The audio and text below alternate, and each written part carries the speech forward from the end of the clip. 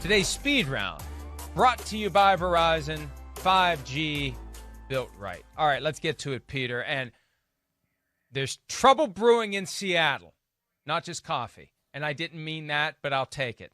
Let's hear from Russell Wilson speaking to the media yesterday about the fact that Brian Schottenheimer is out and a still-to-be-determined offensive coordinator will be in. Here's Russ. It's super important. I think that Coach Carroll and I, we have to be on the same, same wavelength. We've been, able to talk obviously over the past 3 days, Coach Carroll and I, about a lot of different things and everything else, and really trying to figure out, okay, how far can we go? Where are we going? What's the plan? And all that stuff. And so I think a lot of it, for me and Coach to be able to hopefully be able to partner on the thought process of the next person, and really that person really being able to help impact this football team, this organization, and really be a great coach for us and help us lead us to help be a part of leading us to the promised land, obviously. Look, Russell Wilson can smile all he wants, but the words say it all. Russell Wilson did not want Brian Schottenheimer to be fired. Russell Wilson does not want to go back to ground and pound and Legion of Boom. Russell Wilson wants to showcase his skills, and it was happening this year until it wasn't, because Brian Schottenheimer didn't pivot once defenses figured out the let Russ cook anti-recipe. Russell Wilson wants to earn his money. Russell Wilson wants to throw it around like Aaron Rodgers, Patrick Mahomes, and Josh Allen. He doesn't want to be a guy who hands it off and runs it and throws play action. He wants to be one of the marquee quarterbacks in the NFL. And, Peter, they're paying him $35 million a year, and his contract's going to be up after 3 more seasons. He's going to want market value then. If they're not using him, why would they pay him market value? Why would he want to stay? I'm telling you, if they don't hire a coordinator that gets the most out of his talents, this thing is moving toward Russell Wilson going somewhere else.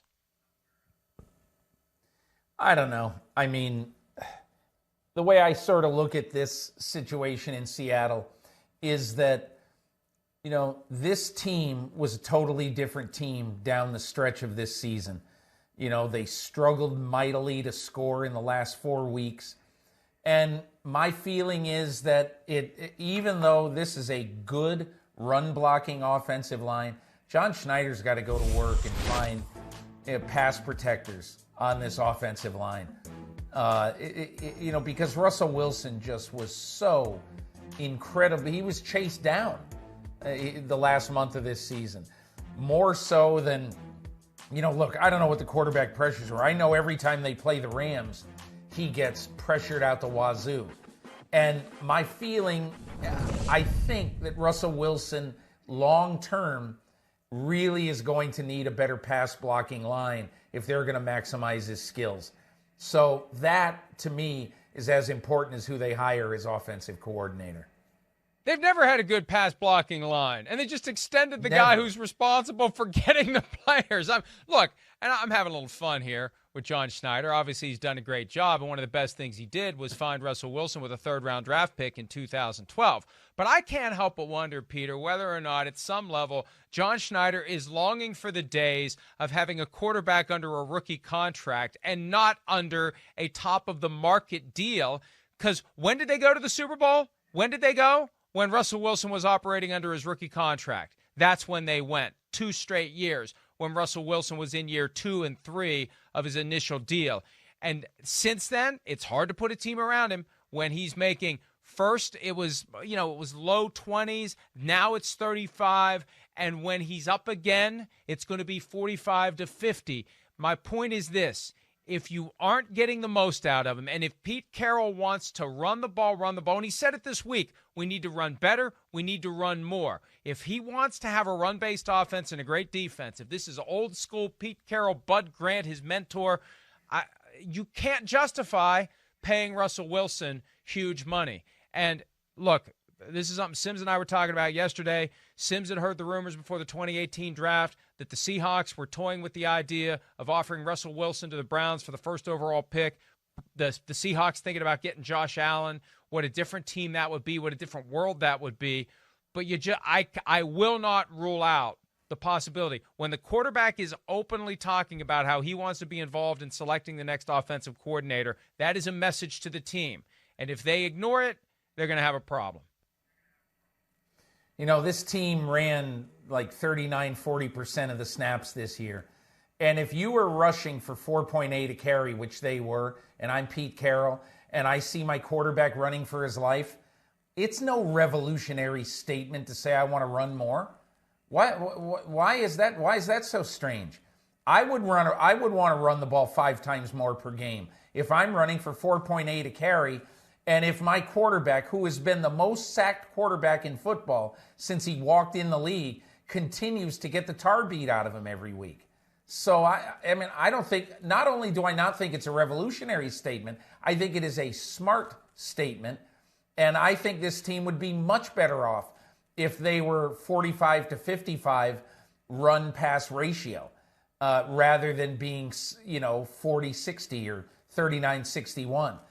I say the exact same thing. I mean, look, I don't know what the future of Russell Wilson is. He's not going anywhere right now. I doubt he's going anywhere at any time. But I think that, I go on and I say, if anything, Russell Wilson is underrated. And I say that because he started every game since he walked on campus being picked in the draft 5 spots after a punter. And he's never not started a game for Seattle since that day. And they haven't had a losing season since he's been there. To me, I think this is about a better supporting cast, particularly up front. I'm going to call my shot and say he'll be gone by 2025, and I'll put the finest bottle of Mad Dog on it, Peter, if you want to take that wager. I'll take it, but I mean, look, I have no idea I'm not. How do I know I'm going to be alive in 2025? Yes, I will bet you. How do you know? How do you know any of us will be alive in 2025? But listen, Mike. If I win and Russell Wilson is the starter opening day for Seattle in 25, and I'm not here, you have to give Ann King the bottle of Mad Dog. All right, deal. Just make sure Chuck doesn't drink it. All right. Let's speed through these remaining topics in the speed round. Right. It was a great conversation. It was good to delve into these things with the Seahawks. The Steelers, they're not going to have Randy Fichtner back as offensive coordinator. Contract not renewed. Peter, it feels like they're kind of edging toward major changes in Pittsburgh. Yes. I think they should be major changes. And I don't just say this because of the last game of the season. I say it because of the last month of the season. This team, look, they keep waiting for James Conner to be this super back. Okay, James Conner just can't physically take the toll of being an every down back. There's something always a little bit wrong with him. So, and again, I'm not saying get rid of James Conner, but I'm saying you better get a really good back in there to help him carry the load. So it's like a Cleveland situation. But I think the larger question is, you see Ben Roethlisberger with the tear coming down his cheek after the game last Sunday night. And I started to think, what is going through Ben's mind? Is this it? Is this my last game ever? And it was unceremonious, to say the least. But it doesn't always end well for heroes. And my feeling is the Steelers have to think very seriously of a plodding, old quarterback who certainly looks like he'd be better if he was 20 pounds lighter. They have to think about whether they want that quarterback to be their guy going into the 2021 season. And if not, are they going to draft one, or are they going to give a kind of a shaky, I would say, backup a chance to win the job full time? But I think it's time to think about the future of Ben Roethlisberger. Well, and he's got to think about his future, too. With Fichtner gone, new offensive coordinator, do I really want to deal with that again? Who's it going to be? How many changes are too many changes for me to think I've got a chance to win a Super Bowl and walk off into the sunset? And that's what I've got to be thinking of. 2005, Jerome Bettis. Can Ben Roethlisberger pull that off in his last season? If he doesn't believe he can, there's no reason coming back for another season. In Miami, Tua Tagovailoa already been declared the starter for 2021. Last week, GM Chris Greer said it. 3 unnamed players told Armando Salguero, the Miami Herald, they're not sold on Tua. Brian Flores, the coach of the team, said yesterday he's excited about the future with Tua. Peter, should he be? there's absolutely no way, unless you luck into a trade with Houston for Deshaun Watson, and it would be the luckiest thing that could ever happen to the Miami Dolphins since they picked Dan Marino in 1983 at the end of the first round. They have to be excited about Tua. 5th pick in the draft. Everything is on his shoulders. He needs a regular offseason program, and I don't even know if you're going to get one of those this year.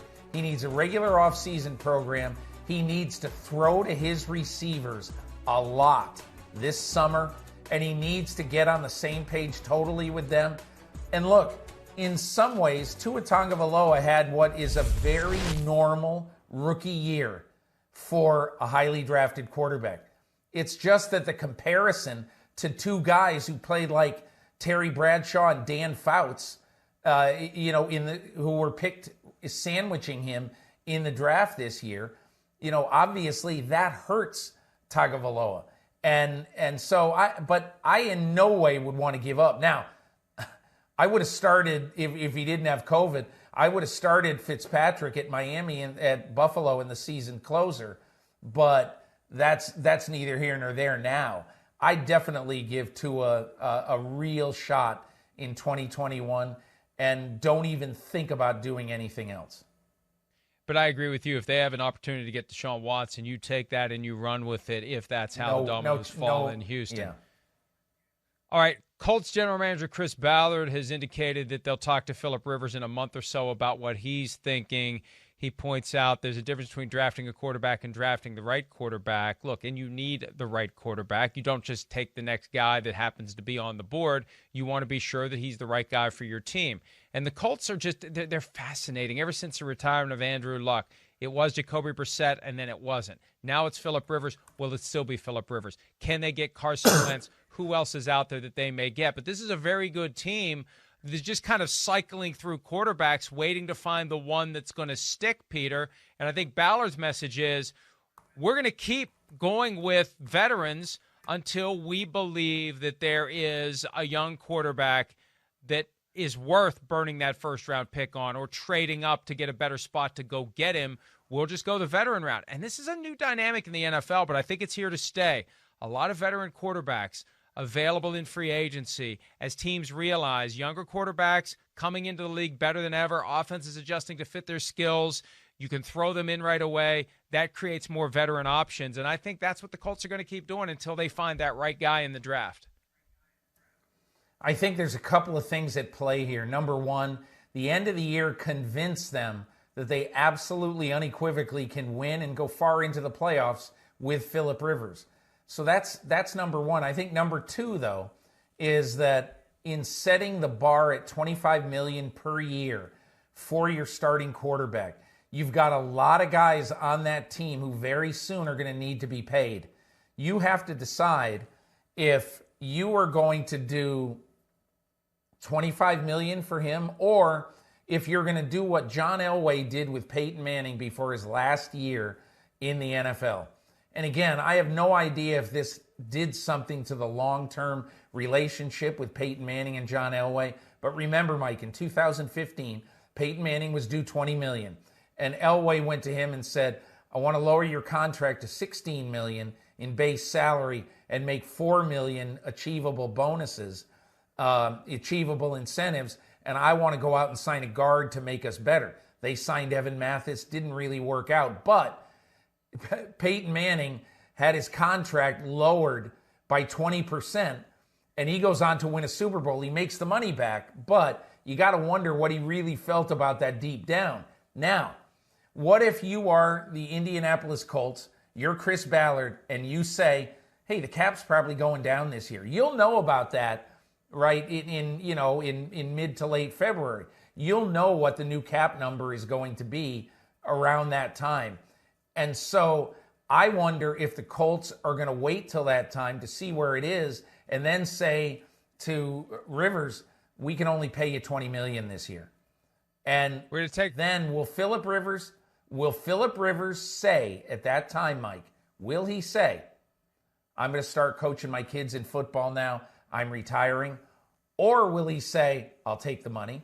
Or will he say, I'm not signing with you, I'll go somewhere else, and my line of demarcation to play this year is $25 million. I don't know what he'll do, but I do think there's a decision to be made for the Colts. Hi, I'm Mike Tirico, and thanks for watching. Make sure to hit subscribe for the latest news and highlights from NBC Sports.